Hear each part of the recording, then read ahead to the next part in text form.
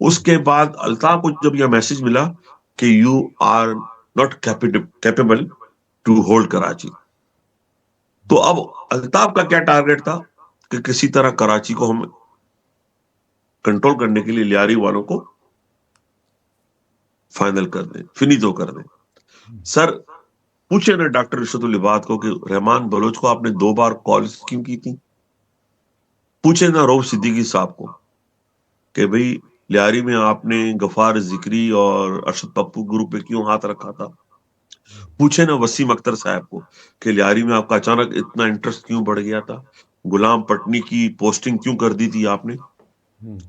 پورا بلدیہ ٹاؤن کا یونٹ، اکال بونگا، نگار سنیما، سارے مسلط کر دیے گئے. 12 مئی کیوں پیش آیا تھا، 22 مئی کیوں پیش ہوا تھا واقعہ جب اس میں ایاز پہلے جو بھی آئے تھے. آپ پوچھتے نا مرحوم ڈاکٹر پرویز محمود کو کہ آپ لیاری کی محبت میں کیوں آئے تھے. سر کہانیاں بہت ہیں. مطلب جب یہ لیاری نے سارے لوگ مزاحمت لیاری کی، امن کمیٹی سے مدد مانگنے آئے تھے کہ ہمیں طاقت دو تاکہ ہم کراچی پہ راج کریں.